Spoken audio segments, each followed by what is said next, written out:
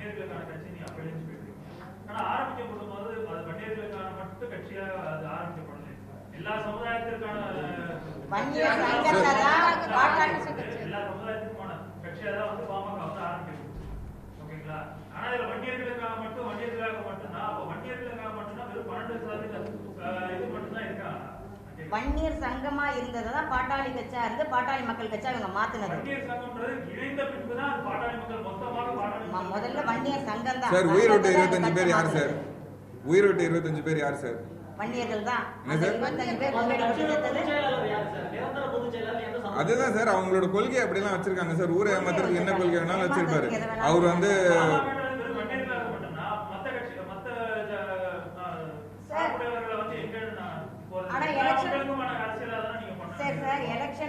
எலெக்ஷன்னா வன்னியர்களுக்கான கட்சின்னு சொல்றாங்க.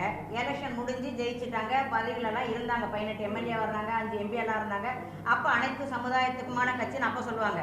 ஆனா எலெக்ஷன் வரக்குள்ள வன்னியர்களுக்கான கட்சி, வன்னியர்களுக்காக தான் நான் உருவாக்குனது இப்படிதான் சொன்னாங்க. அப்படி சொல்லிதான் அந்த கட்சியை வளர்த்தாங்க. கிராமமா போய் எங்க அண்ணன் தான் பிரச்சாரம் பண்ணாரு. வன்னியர் மக்கள் முன்னுக்கு வரணும், கல்வி வேலை வாய்ப்புல முன்னுக்கு வரணும்னாரு. இன்னைக்கு எந்த சமுதாயத்துல ஒரு வீட்டுல ஒரு வன்னியனுக்கு வேலை இருக்கா? கவர்மெண்ட் வேலை இல்ல. மாடு மேய்ச்சிக்கிட்டு இருக்காங்க ஒவ்வொரு வன்னியனும். சாப்பாட்டுக்கு வழி இல்லை. ஒரு வீட்டில் ஒரு வன்னியனுக்கு ஒவ்வொரு வீட்டில் ஒவ்வொரு வன்னியனுக்கும் ஒரு கவர்மெண்ட் ஜாப் இருக்கா? இல்லை. கவர்மெண்ட் ஸ்கூல் ஏன் கவர்மெண்ட் ஸ்கூல்ல படிக்கிறதுக்கு அவன் திங்கிறதுக்கு சோறு திங்கிறதுக்கு வேணும்ல. சின்ன பிள்ளைங்க போறாங்க, ஒரு 8வது வரைக்கும் படிக்கிறாங்க, 10வது வரைக்கும். 10வது படிச்சவனுக்கு என்ன வேலை கிடைக்கும் சார்? இப்ப 8வது படிக்கிற வசதி இல்லையே, 12வது படிக்கிறவருக்கு. அதுக்கு மேல அவன் ஏதாவது சம்பாதிச்சாதானே அவன் வீட்டுல உள்ளவங்களுக்கு சாப்பாடு போட முடியும். அவன் தாய் தந்தைக்கு சாப்பாடு போடணும்ல. அப்ப அவன் உழைச்சாதானே அவன் சாப்பாடு போட முடியும். அப்ப அவன் ஏதாவது சம்பாதிக்கணும்ல. அப்படி மாடு மேய்க்கவும் கூலி வேலைக்கும் தானே போயிட்டு இல்ல சார். 30 வருஷம் இந்த கட்சியை வச்சு 30 வருஷம் இந்த சமுதாய மக்களை வச்சுதான் ராமதாஸ் அவர்கள் வளர்ந்தார். இந்த சமுதாய மக்களுக்கு என்ன பண்ணாரு ராமதாஸ் அவர்கள்? அன்புமணி அவர்கள் என்ன செஞ்சார்? இந்த சமுதாயம் ஹெல்த் மினிஸ்டர் ஆனார். எத்தனை பேர் வந்து அவர் டாக்டர் ஆக்கியிருக்காரு? ஒரு காலேஜ்ல மெடிக்கல் சீட் 5 மெடிக்கல் சீட்டை வித்து சொத்து சேர்த்தாரு. அன்புமணி அவர்கள் ஃபேமிலிக்கும் ஒரு ஆயா வேலை வாங்கி கொடுத்தா கூட மாசம் 15,000 சம்பளம் கிடைக்கும். வாங்கி கொடுத்தாரு. அந்த குடும்பத்துக்கு காடி விட்டியார் இருக்க வரைக்கும் 1 லட்சம் ரூபாய் வருஷத்துக்கு நிதி கொடுத்தாரு. வன்னியர் சமுதாயத்துல உள்ள அவர் மெடிக்கல்ல வந்து மினிஸ்டரா இருந்தாரு. எத்தனையோ சமுதாய பலருக்கு செய்யறது மாதிரி வன்னியர் குடும்பத்தை சேர்ந்தவங்களுக்கும் ஒரு ஆயா வேலை, ஒரு குடும்பத்துல ஒருத்தருக்கு ஒரு கவர்மெண்ட் வேலை வாங்கி கொடுத்துருக்காரா சார்? அந்த குடும்பத்துக்கு 25 குடும்பத்துக்கு வந்து வீடு கட்டி தரேன்னு சொன்னார் சார் ராமதாஸ் அவர்கள். இன்னைக்கு எங்க சார் வீடு இன்னும் கட்டி செங்கல் வச்சு அடிக்கிட்டு இருக்காரு என்னன்னு தெரியல.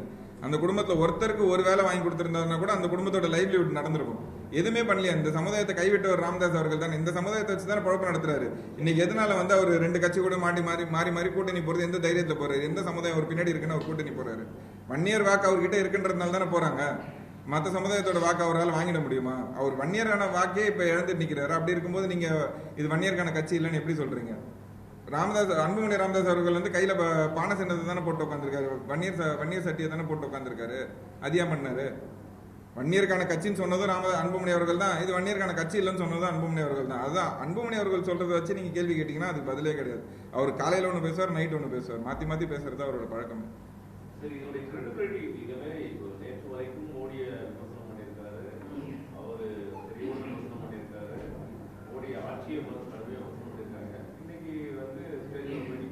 சார் அதுதான் சார். 2 திராவிட கட்சிகள் கூட கூட்டணி வச்சா தாயுடன் உறவு வைக்கிற அளவுக்குன்னு கொச்சையா பேசினவர் ராமதாஸ் அவர்கள். அவரு இன்னைக்கு பாஜக இன்னைக்கு திட்டிட்டு சாயந்தரம் சேர்ந்துக்கிறாருன்னா அதுதான் சார். அவர் பையனுக்காக எந்த அளவுக்கு கீழ்த்தரமா கூட போவார் சார். அது நீங்க கேள்வியா கேட்கறதே வந்து தப்பான விஷயம். அவர் அவ்வளவு சீப்பான ஒரு அரசியல்வாதி மாறிட்டார். அவர் பையனுக்காக இன்னைக்கு கட்சியை நடத்துறாரு. இன்னும் சில நாட்கள்ல கட்சியை கலைச்சிட்டு பையனை வந்து பாஜக கூட சேர்த்துட்டு ஒரு மினிஸ்டர் பதவி பெர்மனண்டா ஒரு மினிஸ்டர் பதவி எல்லா எலெக்ஷனுக்கும் 5 வருஷத்துக்கு ஒரு வாட்டி ராஜ்யசபா சீட் கொடுத்து மினிஸ்டர் ஆகிடுங்க, என் பையனால நின்று ஓட்டு வாங்கிலாம் ஜெயிக்க முடியாதுன்னு சொல்லிட்டு அவர் கட்சியை கலைச்சிடுறாரு சார். இதுதான் அன்புமணி அவர்களோட முடிவு. அன்புமணி அவர்கள் வந்து தன்னிச்சையா அவரால் செயல்பட முடியும்னா இந்த எலெக்ஷன் தனியா ஃபேஸ் பண்ண வேண்டியது தானே. 2016 காடி வெட்டியார் இருக்கும்போது அத்தனை தொகுதியில வந்து 2ஆம் இடத்துல வந்தாங்க. பாட்டாளி மக்கள் கட்சி வந்து 2ஆம் இடத்துல வந்து 55 தொகுதியில 2ஆம் இடம் வந்தது. மிச்ச தொகுதிகளில் 3ஆம் இடம் வந்தது.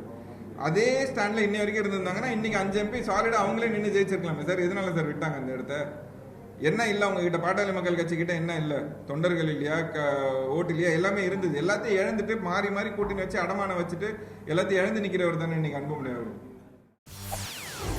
செய்திகளை உடனுக்குடன் தெரிந்து கொள்ள உடனே சப்ஸ்கிரைப் பண்ணுங்க.